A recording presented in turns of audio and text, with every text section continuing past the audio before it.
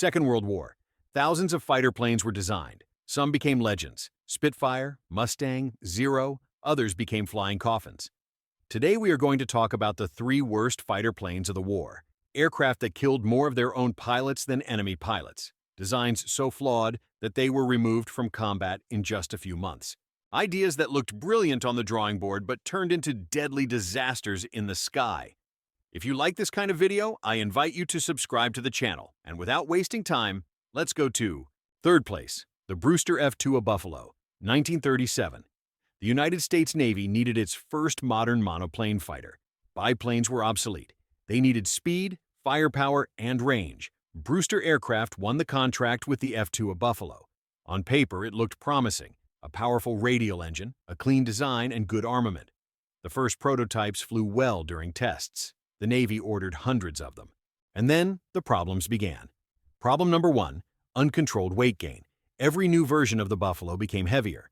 They added armor, self-sealing fuel tanks, extra weapons, better radio equipment, good ideas individually, a disaster when combined. The final F-2A3. Buffalo weighed 1,400 kilograms more than the original prototype. The engine was the same. The wing was the same. The result? Performance collapsed. Maximum speed dropped from 517 kilometers per hour to 435 kilometers per hour. Climb rate became a joke. Maneuverability disappeared. The airplane turned into a fat flying brick with wings. Problem number two, heavy and unstable controls. Pilots complained that the controls were extremely heavy at high speed. Maneuvering the Buffalo in combat required brutal physical strength.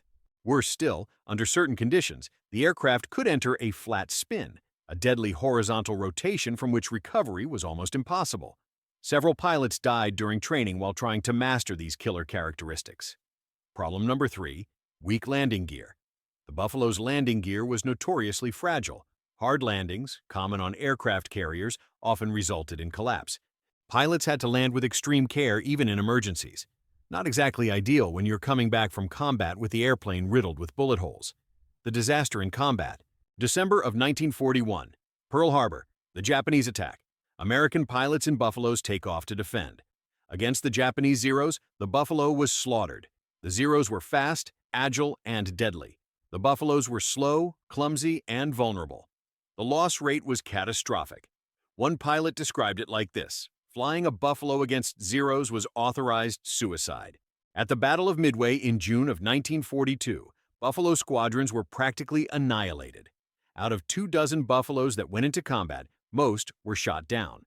Pilots who survived told stories of horror. An official report stated, "The Buffalo is drastically inferior to the Zero in speed, climb, maneuverability, and range. It should not be used in air-to-air combat against modern opposition." The verdict. By August of 1942, less than 1 year after Pearl Harbor, the Buffalo was completely withdrawn from frontline service by the United States Navy.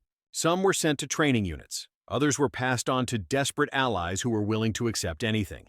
Finland, fighting against the Soviet Union, received Buffaloes and, surprisingly, achieved some success, but only because they were facing Soviet fighters that were just as bad and pilots who were less well trained. Against competent opposition, the Buffalo was a death sentence. One pilot summed it up perfectly. "The Buffalo proves that you can make almost anything fly if you install a big enough engine, but flying is not the same as fighting." Why was it so bad? Engineering by committee. Every department of the United States Navy added requirements without considering the overall impact. Armor here, weapons there, equipment everywhere. No one stopped to ask, wait, can this engine really handle all this extra weight? The answer was no, but they found out too late, when pilots were already dying. The Buffalo is remembered as a symbol of military procurement failure when conflicting requirements destroy a potentially good design. Second place, the Mikoyan-Gurevich MiG Three. In 1940, Joseph Stalin demanded modern high-altitude fighters to defend the Soviet Union against German bombers. Mikoyan and Gurevich designed the MiG Three, a beautiful airplane, aerodynamic and powerful. It used the Mikulin Alpha M35 Alpha engine with 1,350 horsepower. Its maximum speed was an impressive 640 kilometers per hour. Its service ceiling reached 12,000 meters, a stratospheric altitude for the time. The Soviet Union produced more than 3,000 units, a massive investment. There was just one small problem: they designed it for the wrong war. The fatal concept error. The MiG-3 was optimized for high-altitude combat between 9,000 and 12,000 meters. At those altitudes, it performed wonderfully. But when Germany invaded in June of 1941, the war was fought at completely different altitudes. German bombers operated between 3,000 and 5,000 meters. Stuka dive bombers attacked from 4,000 meters. Real air combat happened between 2,000 and 6,000 meters. And at those altitudes, the MiG-3 was terrible. Problem number 1, the wrong engine for the real war. AM-35 Alpha engine, optimized for altitude. In thin air at 10,000 meters, it performed excellently. In dense air at 3,000 meters, it choked. It lost power. The supercharger did not adjust properly. German Messerschmitt Bf-109 fighters tore MiG-3 aircraft apart at low altitude because their engines performed better where the war actually happened. Problem number 2, weak armament. The MiG-3 carried one UBS machine gun of 12.7 millimeters and two SKAS machine guns of 7.62 millimeters. Compare that to the Bf-109, which carried 20 millimeter cannons. When MiG-3 pilots managed to get into a firing position, which was rare, they did not have the firepower to shoot down targets quickly. Soviet pilots reported emptying their entire ammunition load into German bombers without lethal results, causing only damage that allowed the enemy to return to base. Problem number 3, treacherous flight characteristics. At low altitude and low speed, exactly where real combat happened, the MiG-3 was unstable and difficult to control. It stalled easily. Spin recovery was complicated. Average pilots could not extract performance from the aircraft. Experienced aces could make it work. Novices died. And in 1941 and 1942, the Soviet Union was desperate for pilots. Training was shortened. Green pilots were thrown into combat after only a few hours of flight time. Giving them a difficult aircraft to fly was bureaucratic murder. The disaster of Barbarossa. Operation Barbarossa, June of 1941. Germany invades. MiG-3 fighters were massacred. Not because German quality was overwhelmingly superior, although that certainly helped, but because they were fighting at the wrong altitude with inadequate training. Hundreds were destroyed on the ground during surprise attacks. Hundreds more were shot down in unequal combat. The loss rate was unsustainable. One Soviet pilot wrote in his memoirs, "The MiG-3 was a beautiful fighter that should have fought a different war. But it fought the war we had, and it was slaughtered." The replacement. In 1942, production of the MiG-3 was canceled, despite thousands already having been built. They were replaced by the Yak-1, Yak-9, and La-5, fighters optimized for low to medium altitude, where real combat took place. Existing MiG-3 aircraft were downgraded to high-altitude photographic reconnaissance, literally the only thing they did well. Why was it so bad? Planning based on wrong assumptions. Soviet designers assumed the future war would be fought by high-altitude strategic bombers. They did not consider the German tactical reality, blitzkrieg with low-altitude air support. It is a perfect example of preparing for the last war instead of the next one. The MiG-3 was not technically bad, it was strategically irrelevant. Excellent aircraft in the wrong war are useless. First place, the Boulton Paul Defiant, 1937. The British Royal Air Force had a revolutionary idea. What if fighters did not need forward-firing guns? The theory was simple. German bombers flew in tight formations. Traditional fighters attacked from behind, right where the defensive gunners were. The British solution was to create a fighter with a rotating turret mounted behind the pilot. 4 Browning .303 machine guns with 360 degrees of rotation. You would fly parallel to the enemy bomber, and your gunner would massacre it from the side. Brilliant, except it was not. The Boulton Paul Defiant was possibly the worst tactical idea ever turned into flying metal. Problem number 1, no forward-firing weapons. 0. None. The pilot had no way to shoot forward. In combat against enemy fighters, the pilot was completely defenseless. He depended 100% on the gunner. And gunners could not fire forward because the pilot was there. The turret did not rotate to the front. So, when a Messerschmitt Bf-109 attacked head-on, the standard German tactic, the Defiant had absolutely no response. Problem number 2. The heavy turret destroyed performance. The turret with 4 machine guns weighed almost 400 kilograms. That made the Defiant slow, heavy, and clumsy. Its maximum speed was only 489 kilometers per hour, pathetic compared to Bf-109s flying at 570 kilometers per hour. It could not run away. It could not chase. It could not maneuver competitively. Problem number 3, fatal tactical confusion. At first, Defiants had some success because German pilots confused them with Hurricanes. When BF-109s attacked from the rear, assuming it was a normal hurricane, they were surprised by the rear turret. A few kills happened that way, but the Germans learned quickly. Orders were distributed. Defiants have no forward-firing weapons. Attack from the front or from above. And then the massacre began, the disaster over Dunkirk. May of 1940, the evacuation of Dunkirk.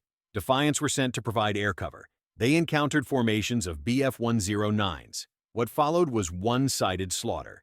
In a single day, May 31st of 1940, one squadron of Defiants lost 6 out of 9 aircraft in a single mission. Defiant pilots desperately tried to position the aircraft so the gunners could fire, but BF-109 fighters were far faster and more agile. The Germans simply attacked head-on or dove from above, angles where the turret was useless. Defiants fell from the sky in flames. Problem number 4. The gunner became a liability. The second crew member did not really help. He added weight and complexity. In traditional fighters, the pilot controlled everything, making instant decisions. In Defiance, the pilot and gunner had to coordinate. Turn left, no, now right, climb. At 500 kilometers per hour, that communication cost fatal seconds. And when the Defiant was hit, both men died. The mortality rate was doubled, the shameful withdrawal.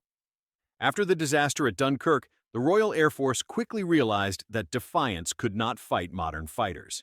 By August of 1940, only 3 months after entering active service, Defiants were withdrawn from daytime operations. They were relegated to night fighter duty, where the rear turret could surprise unescorted German bombers in the dark. In that role, they had some success. But it was a humiliating admission. The revolutionary fighter only worked in the dark against targets that could not fight back competently.